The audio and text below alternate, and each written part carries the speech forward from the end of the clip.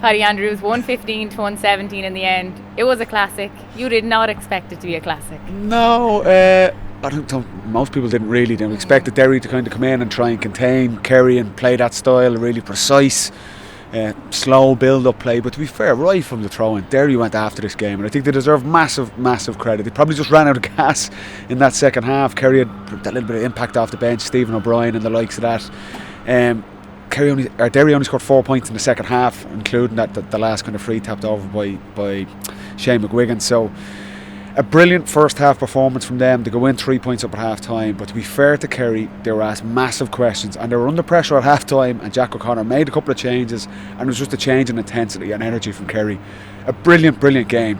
And for them to turn around, they go 15 minutes without scoring themselves in the second half, but they get their noses in front in the 66th minute and they never look back. So really a brilliant game from something you probably weren't expecting, I have to admit. Yeah, and we probably weren't expecting it because of the way Derry played, but they played with this more attacking style, a bit more energy about them from the get-go, when normally they play it a little bit safe, especially at the beginning. Yeah, and look, that was the big question mark for Derry. They were in this situation last year in the All-Ireland semi-final against Galway, and you've got the sense they didn't really fire a shot that day. And the big question mark, I suppose, for Derry to go to the next level and try and win the All-Ireland, they needed more to their attacking game.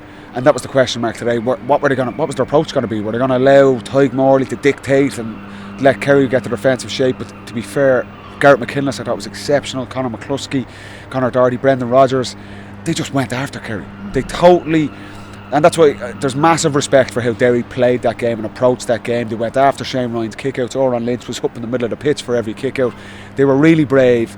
They went to win the game. And that's, like, you look a couple of weeks ago, we spoke about Armagh at length.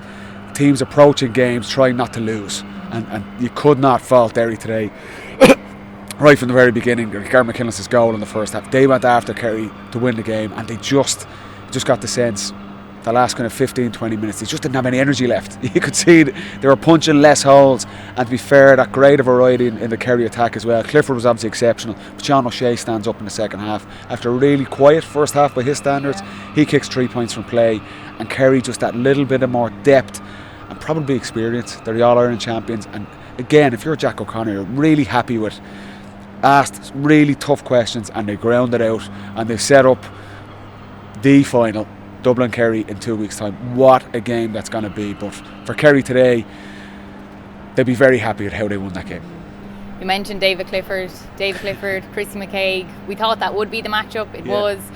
Who came out on top? Oh, Clifford. And that's not... No, it was a great battle, but probably Clifford in the end. Clifford scores 9 points, 4 from play plus a mark. We expected him to have a really good game today. It's very rare a player of that quality has 2 off days in a row. Obviously against Tyrone, he was a bit erratic in front of the post, which is so unlike him. But to be fair, it was the exact same for Shane McGuigan for Derry. Had an excellent game, scores 3 points. He was being picked up by Jason Foley. 2 brilliant battles. But with Clifford, I would say McCaig is arguably the best man marker in the country. And there's not a lot you can do with him. It is just every time we see this guy, he's doing outstanding things, and he makes the outstanding look normal. He scores 9 points today, another man of the match display, and you just expect it from him. He is setting standards that we've never seen in Gaelic football. What Dublin do with him in 2 weeks' time, it's a cornerstone if you're going to beat Kerry. You have to have some way to limit that guy's damage. And I suppose the issue for Kerry in the first half today, no one else in that forward line was functioning. It was Clifford's genius that was keeping them in touch and probably lucky to be only 3 points down at half time. And in the second half they get a bit more of Stephen O'Brien. Paddy Clifford comes into it and Sean O'Shea stands up and kicks scores. But for Clifford again, it's just another highlight reel for him today. Exceptional, and a brilliant battle with Christy McCaig. Yeah, Jack O'Connor was just speaking about how he was doing things that he maybe doesn't normally do. He was getting down to the backs. He said he looked like he was willing the team on the whole way. He was not leaving here today without getting over the line. You could see that in him. Yeah, and he's a massive leader. That is the reality of him. He's, for such a young guy, we know the technical quality he has, the outstanding moments he has in games, but he's a real leader. You've seen him there, I agree, back in the full back line getting turnovers, but that's what the whole Kerry team were doing that in the second half. Yeah. They were a bit flat in that first half, and this was the big question mark, and we seen it yesterday with Dublin against Monaghan as well. Both Dublin and Kerry had massive quarter-final performances, really standout performances, and the question, could they back that up, bring that same edge and intensity into the semi-finals this weekend, where they were both heavy favourites? And I think both teams struggled with that. That Dublin struggled with that yesterday, and Kerry certainly for the first half of that game today struggled with it. But in the second half there was an intensity and edge about Kerry. Stephen O'Brien brought it in, Gavin White getting blocks, Graham O'Sullivan thought was exceptional in the second half as well. Kerry just put their shoulder to the wheel, and David Clifford was of course involved in that, and that's ultimately what's got them over the line today, because Derry asked a lot of hard questions to their credit, but to be fair, I think Kerry are justified winners. Yeah, Dermot O'Connor as well picking up that black card. I think it was 28 minutes gone in that first half, so that was massive for them as well. Yeah, and Derry win that sin bin period 5 points to 2. Brendan Rodgers scores 2 points from play in that period, so they really took advantage of that. And that first half, Derry were coming in waves and Kerry could not deal with the runners. And to be fair, there was Oran Lynch gets up and gets a point as well. They were creating overlaps, and it was just an energy. McCluskey I thought was exceptional. Garrett McKinless, bad injury at the end, but was outstanding driving at that Kerry defence.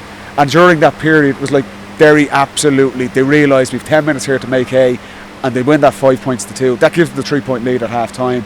And the question mark, and we were saying it on air as well earlier, would Derry have the legs to do this for 75 or 80 minutes as it turned out, and the impact off the bench? And they didn't. That was the reality of it. They didn't change anything in the second half, just the frequency with which they were getting forward and making those runs. It's very hard to sustain that for 75, 80 minutes, and Derry couldn't do it.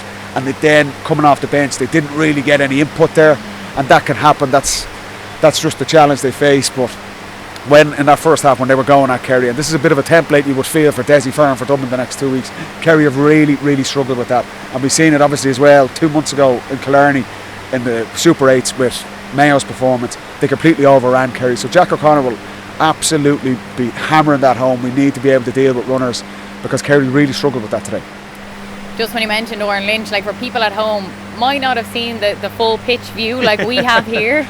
And obviously Oran pushes up, he can be up in the midfield area, and at times David Clifford was in here on his own at times, which is a scary sight. Yeah.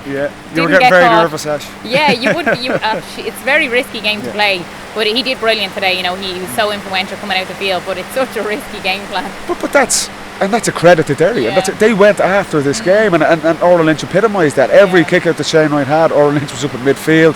Every transition up the pitch, it was really high risk, but that was the way Derry had to do that to take this game to Kerry, and it really worked for long periods of that game. You have to be brave and try and win the game, and that was the question mark over Derry. Would their approach be like that today, or would they be really conservative? And they weren't, and we got a brilliant game out of it. And I think Derry, look, they're going to be massively disappointed. They're back-to-back Ulster champions. They came here to win the game today, but they're very proud of how they've performed. Difficult season for them, but they've got back-to-back Ulster titles. They're back into Division 1, and today they left it all out there. They left it all out in the pitch, and that Oran Lynch play was probably epitomised their approach on the front foot to go after Kerry, but they just didn't have enough in the end. Yeah, it was great to see. It's absolutely lashing now. It wasn't this bad through the game, but there was a wet ball out there as well that had a bit of an effect on the game, but not like this, No, and look, I think yesterday was more difficult conditions. Obviously we've seen the challenges Dublin Monaghan faced, and that was probably funnily enough, that was probably a cagier game than what we've seen today. But look, I think what it sets up in 2 weeks' time is one of the great games in Irish sport, Dublin and Kerry. I think it's going to be an unbelievable match as well. The two teams will go out, they'll back themselves to win, they'll play on the front foot. It's going to be a brilliant build-up in 2 weeks' time. Can Kerry go back-to-back, or can Dublin get the Sam Maguire back for the first time in 3 years? So many narratives around this story.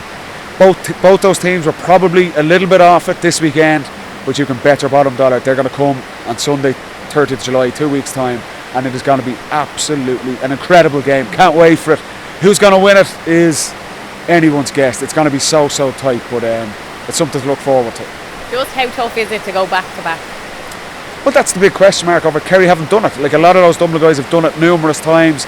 I got the sense before Kerry played Tyrone 3 weeks ago, they looked flat.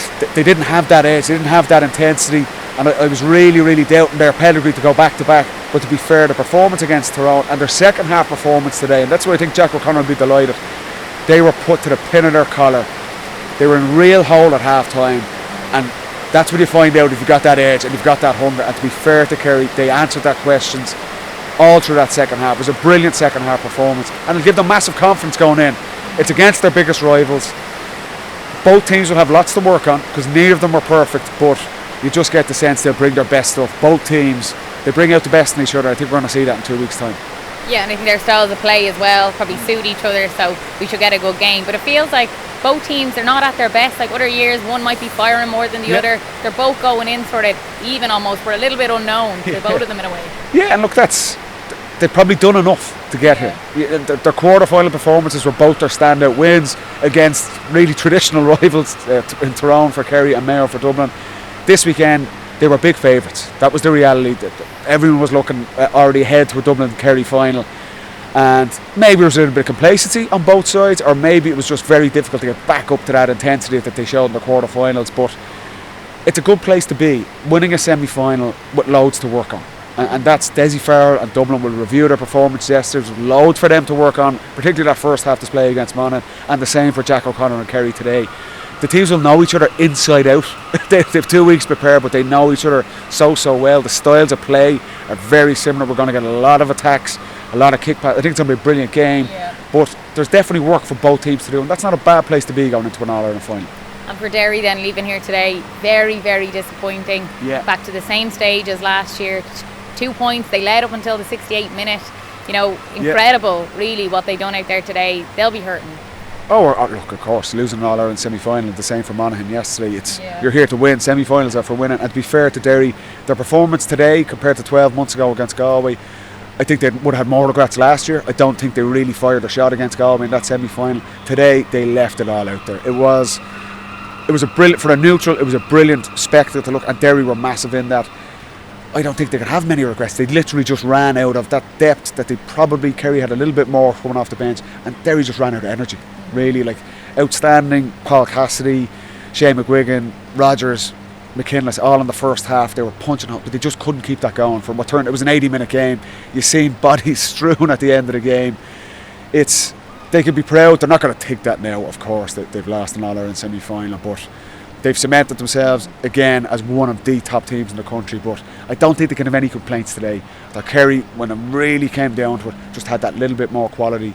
But it's an outstanding game, and Derry, look, they'll push on again from here. They're back in Division 1 next year. Like I say, it's been a hard season for them, obviously, but they'll be proud of their performance today, even though it's going to be a very, very tough defeat to take. The same for Monaghan yesterday as well. I know you're at a wedding, so you're probably watching a small bit of it on your phone. I seen you at the table. Bride and groom will love that. I was. But Conor McManus, like, what a display. Unbelievable. We're fortunate we've seen Clifford live today, but McManus, and look, we don't know, is that his last game? He's been such a servant to Monaghan. He'll make a decision on that over the next couple of months. He's in no rush. He doesn't owe anyone anything.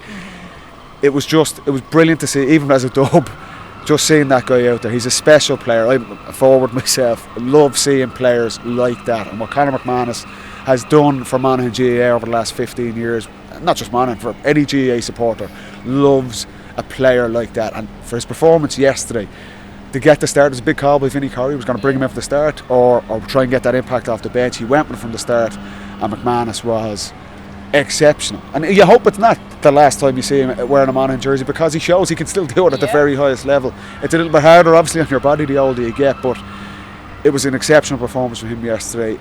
A tough defeat for Monaghan, no more so than Derry. They were coming here to try and beat Dublin, and they put it right up to them level going into the last 10 minutes. But McManus, I'm a massive fan, as I'm sure people are aware, but look, I think anyone who loves GAA is, and brilliant to see him yesterday. But again, similar to today, I think Dublin were probably the better team, and it sets up, like I say, a massive final in 2 weeks' time. Yeah, hopefully it is not the last we see of him. I hope so. Hopefully anyway. Yeah. So 2 weeks' time, a lot of prep will go in now. Maybe not a lot of football, maybe a bit of rest too.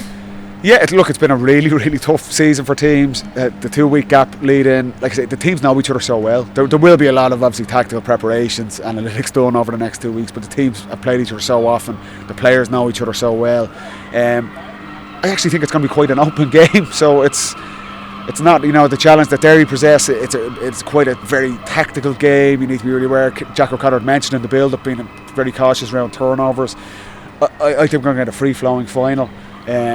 But the physical work is done for both of these teams. It's been a really tough season for these two teams all the way through the National League. This new structure of the championship, it's relentless. I think the main thing is just getting bodies back. Kerry will be very, very sore. Dublin the same after yesterday. There's a few knocks and niggles for both teams. And if you're a player going into the All-Ireland front, you just want to be as ready and as best prepared as you can. So a lot of it will be, a lot of rest, kind of the mental preparation of preparing for what is the biggest game in our sport.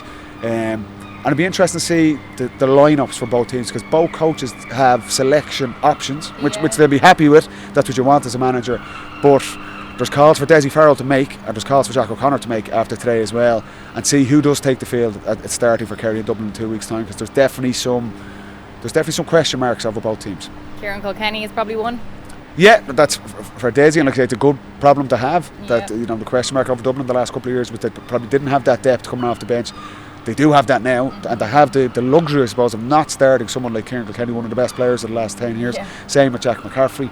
Does Dessie Farrell go with these guys from the start? It's such a big call. And the same for Jack O'Connor. Stephen O'Brien comes in today, has a massive impact on the game. He'll be putting his hand up for starting in that final 2 weeks' time. So there's options for both managers to have. You've got to see who's available as well. If there's injuries and knocks, like 2 weeks is a quick turnaround time. But look, the build-up has got to be incredible. We just have to wait and see. It's going to be so tight. Yeah, one we're looking forward to. Thank you, Paddy. No worries, Ash.